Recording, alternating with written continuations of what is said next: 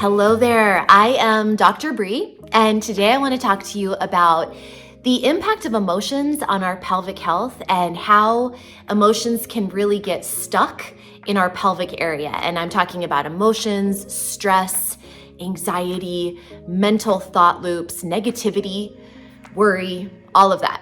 It gets stuck in our pelvic floor and how we can let it out. So I'm going to share with you why this happens, what it feels like, and also tools to help, specific tools of embodiment that I use on an almost daily basis to move things through so they don't get stuck in the form of pain and tension.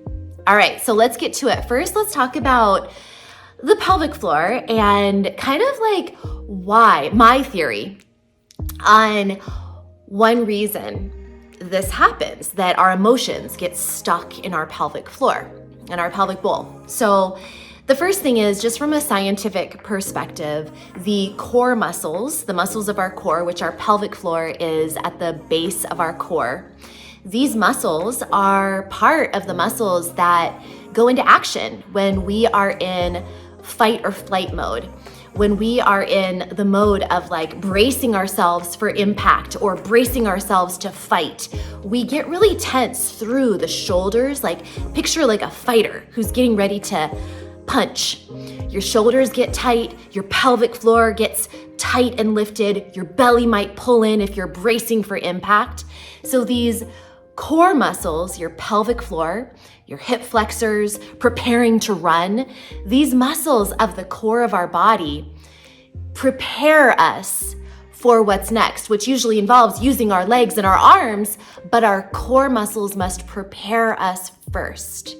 So automatically, these muscles of our core, which the pelvic floor is the base of our core, they tense up in response to fear, uncertainty, threat, anxiety, which all of us, have experienced. We experience it on a day-to-day basis, not just when we're getting ready to, fight, which most of us aren't necessarily fighting on a daily basis, but we all are dealing with the impact of arguments at work or at home, family issues, relationship issues, maybe our in-laws, maybe the stress and uncertainty of our to-do list, all that we have to do.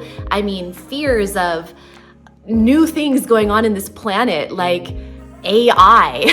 That's a real fear for some people, like the world of AI and Bitcoin and all of these crazy things that are new. They're new. Our brains aren't prepared for the rapidly evolving evolution of our planet. Things are happening fast these days. And then you pile on top of just modern life, you pile on top of that, health issues that we all deal with, again, relationship issues, things like that. It's a lot. So our bodies go into brace mode because the nervous system is a servant of protection. It is always scanning for threats. And all sorts of things can be seen as threats, everything that I just talked about. And so since the nervous system is a servant of protection, it's always scanning for threats, it pretty quickly will activate in response to a threat, even if it's just kind of like a minor threat. And even if it's something that you don't even really notice that it's responding to, it will. And your muscles will tense up. Your pelvic floor is one of the first and the fastest muscles to activate in response to threat.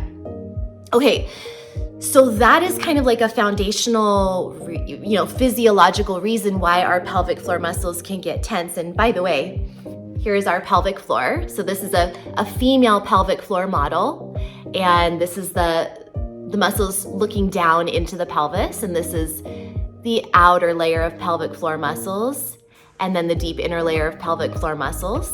Okay, just so you know what we're talking about here. So the thing that's really interesting to me is that we have this tension that gets stuck in our body because our nervous system is trying to protect us. Our bodies, our nervous system, our brain is basically saying, there's a threat. I'm gonna go into brace mode because I'm gonna protect you. There's tension building up in the body because of this uncertainty and this threat.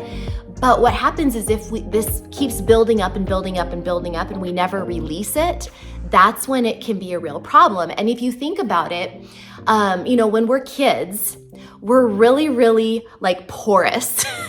And I kind of think of it as like this colander here. So this is like a mesh strainer. And if you kind of think of your pelvic bowl as like a mesh strainer, so your pelvic bowl is this that we're talking about here. This is our pelvic bowl, our pelvic floor, the floor of the bowl. And in little kids, it's kind of like a mesh strainer. Little kids, before they're potty trained, aren't even continent. They're not able to hold their urine, right? Or their poop or their pee. So everything just kind of flows through.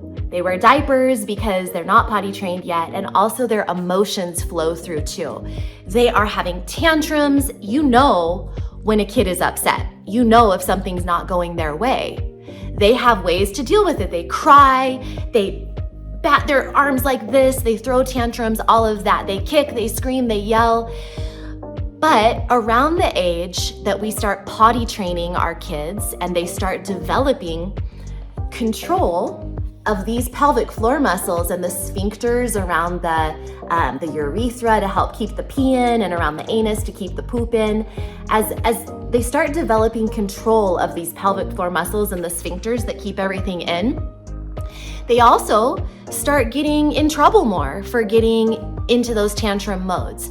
We start as parents saying, stop it, stop doing that, you're fine, deal with it, get over it, you're fine, stop crying, don't be a crybaby. All of these things, which of course, it's important to teach our children respect, and it's important to teach them how to manage their emotions, but so often we just shut down our kids, or we as children were shut down.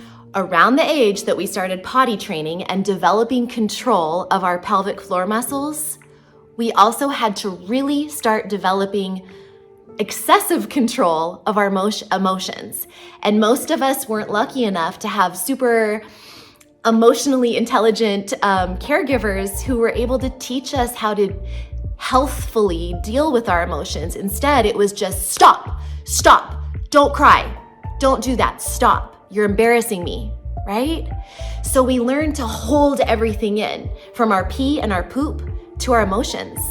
And we get really rigid and really stuck and really stiff and really tight in the pelvic floor. It's part of that age where we're developing control of our potty training muscles. And I have a theory that at the time that we're developing that control of our potty training muscles, our pelvic floor and our sphincters, we're also starting to develop that tension that keeps the emotions bottled up and held in, which that's not a good thing. Humans and all animals need to release. We've probably all seen our dogs and cats. Have you ever noticed how dogs and cats, sometimes they get this crazy wild hair and they start running around the house like crazy animals? They just run, and they tear around the house. My cat does that probably a couple times a week. She just runs around the house. And it's to release this pent-up energy. We are animals and we get pent-up energy too, but we've been so trained to control ourselves and to control our emotions and to keep everything in and bottled up. So not only are we dealing with the pelvic floor being our fight or flight muscles, part of our fight or flight sympathetic nervous system, the one that responds to stress, but we also have learned to bottle up our emotions in this part of the body, in our whole body. But the pelvic floor happens to be a real holder of these emotions.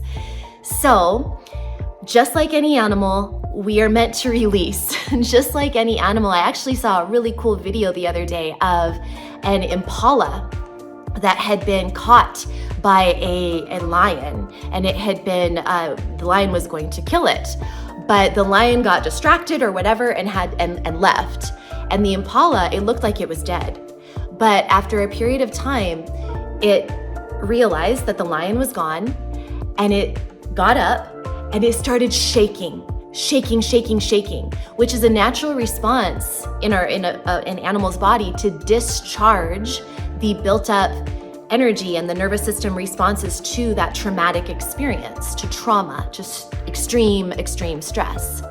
But the thing is, even if we're not being caught by a lion, we're having low levels of trauma and stress in our lives day to day to day. And just like that impala who's shaking to shake off the trauma, we should be doing that more often too. But we don't, because again, we've learned to bottle things up and to keep everything in and to keep it under control. But we need tools to safely learn how to do that as well.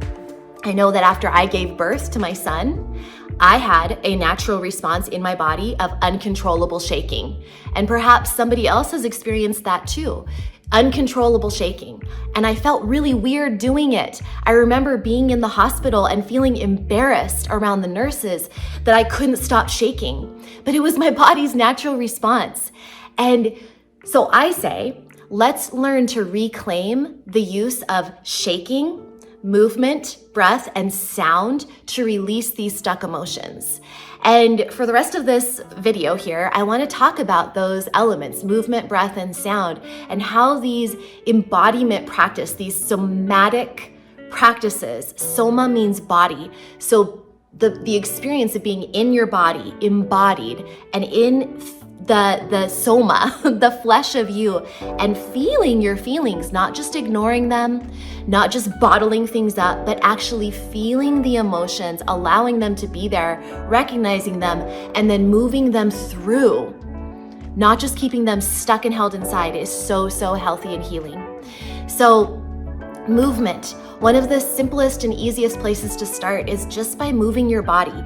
And this is not an athletic experience. It does not need to be about moving really fast or moving in any certain way. It's really about feeling into your body. And honestly, the slower you go, the more you can feel. And so I've found that the keys for me is to begin by starting on the floor. I love starting on my hands and knees with these movement practices. I feel that being on the floor, on the ground, is a very grounding experience. It feels really safe for my nervous system. So being on my hands and knees, being on the ground, and putting on a song that moves me emotionally, perhaps, some kind of slow grounding music, and then just moving my body in any way that feels good, not worrying about how I look, not worrying about looking pretty, not worrying about looking anything. It's just feeling the music, moving any way I want to move. That alone can do so much to help sense into the inner workings of your body, sense into the emotions that are stuck in there. It might even make you cry, and that's a good thing. If you've ever been to a yoga class and you've done a hip opening stretch or some movements that involve your hips and you've started crying, that is a wonderful thing. It shows that there's a lot stuck inside of you, and it's important to move to get it unstuck. So you can move in any position that feels good on your hands and knees, maybe standing up. You can move your arms, you can move your head, you can move anything. Just move and see how that feels for you. I also love shaking. So shaking. You can shake your legs by planting your feet on the ground and kind of bringing your knees in and out, fluttering really fast or slow. It doesn't have to be fast. You can shake your hands and shake out your hands and your arms so you feel like you're almost shaking something out of your system, like you're shaking it out of your body. You can shake your shoulders, you can shake your head and move your hair around. You can imagine that anything stuck inside of you is being shaken out of you. Any anger, any resentment, any jealousy or fear or worry or stress. You can blow it out of you while you're shaking. You can imagine that you're blowing it out like a stream of smoke that's blowing out of your body as you're shaking. So I find shaking to be incredibly healing, and I highly recommend giving it a try. Another one you can do is sounding. So making sounds. This has been life-changing for me. The root chakra The center of security and safety of your body is your pelvic floor. And this is actually very connected, if you're interested in the chakra system, to your throat chakra. They're both places that are centers of safety and control. So we control our pee, we control our poop, we control our sexuality. These are also places of birthing expression. We birth babies, we birth sexuality, sexual expression. Same with our voice. We control what we say. We keep in or we let out. Same with our pelvic area. We keep things in or we let things out. So our vocal area and our pelvic area are very, very tied, and both areas have been very, very repressed. I'll say that again, repressed for a long time. We feel like we can't speak our truths. We can't say what we want to say or we're going to get canceled, right? Whew, that's big. So this area and this area, down low and right here, are very, very sacred areas that are scary to unleash. And so unleashing your movement and also unleashing your sound when you're in a safe, private space can be so, so healing. So even just starting with the breath, it doesn't have to be a yell or a scream, but just like a loud exhale. Maybe a sigh, maybe it goes into more of a tone, like a or a yell or a scream, or maybe you're gonna say things that you've been wanting to say for a long time. Maybe they'll come out. But again, I really recommend that for all of these practices, movement, breath, and sound, you're in a safe and quiet space where you won't be interrupted and you won't feel like anybody's watching you or like you're gonna be judged or criticized or anything like that. Safety is really, really key, so just keep that in mind. So another thing that you can do that I find to be very, very helpful is to, especially after you've opened things up through movement, sounding, shaking, all of these beautiful practices, is to bring in some heart clearing. So your heart, such a beautiful marriage point between your throat and your pelvic floor, this heart space. And of course, we keep a lot of emotion and a lot of energy in our heart as well. So a heart clearing exercise where you just spend 2 minutes or 3 minutes opening and closing and breathing. So opening and closing your heart, breathing with this. You can go fast or you can go really slow. You can have your elbows bent or you can have your arms wide open. You can do it seated, you can do it standing. There's no rules, but just moving and opening and closing your heart is such a really powerful way to feel what's going on in your heart. How's your heart? And to move anything that's stuck through so that it's not stuck, so that the sadness or the anger or any feelings that you don't want to stay inside, they don't stay inside. You let them go. Or maybe it's joy. Maybe you're like, oh my gosh, I actually feel just joy and gratitude in my heart. Well, what a beautiful gift to not just keep it inside. Enjoy the feeling of that joy and that gratitude that's inside of you, but also send it out into the world. The world needs more of that. So move that energy through. Beautiful, beautiful practice. And then breathing. The last key to this is breath. So just integrating everything. Breath can be used therapeutically to move things through, but it can also be used to calm, soothe, and seal that practice that you just did, to integrate all of the beautiful feeling and sensing and moving through of the energy that you did. You can sit and you can breathe. So hand on your heart, hand on your belly, and just breathing, feeling the expansion on the inhale and the coming in as you exhale, expanding and coming in, or don't even think about it. Just slowly breathe. Don't think about technique, just be. Just be with your breath. Your breath is something that you do 20,000 times a day, is you breathe. But do you ever really be with it and really feel it and really make it full and expansive? It's so, so calming to breathe in and take a pause and then breathe out long and slow. and then pause. So again, breathe in, pause, breathe out long and slow, and pause. If you want to play with the timing, you can make the exhalation longer than the inhalation. So for example, breathing in for 4 counts or 5 counts, pausing, and then breathing out for maybe 7 or 8 counts, and then pausing. That's very, very soothing for the nervous system, very calming, and it's just gonna make you feel so complete and whole after a practice of movement, shaking, heart opening. Then you integrate with the breath.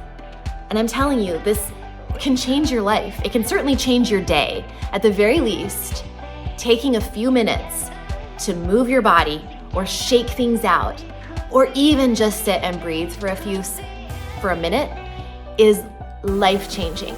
Movement, breath, sound. Movement, breath, sound. Movement, breath, sound. These tools get you out of being stuck in your head, being out of anxiety, being out of stress, being out of thinking about everyone else, and it gets you into your body. It also gets you out of just ignoring and pushing away what's going on, and it gets you into your body so you can address what's going on. It does no good to ignore things and just push things away and bottle them up. You've got to get into your body.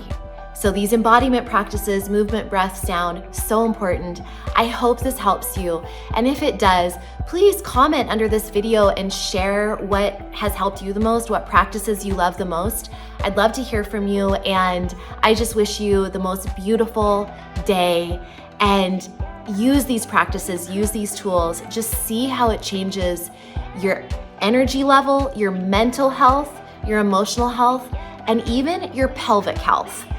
Your general health and wellness, including your pelvic health, will be changed so much by doing these practices. Learning how to regulate your nervous system, soothe yourself, is so key. It's just life-changing. So enjoy this, and until next time, remember that you can get in touch with me by checking the video description, looking in there, seeing ways we can work together, and as always, eat clean, move every day, and you will shine brighter. I'll see you next time. Bye.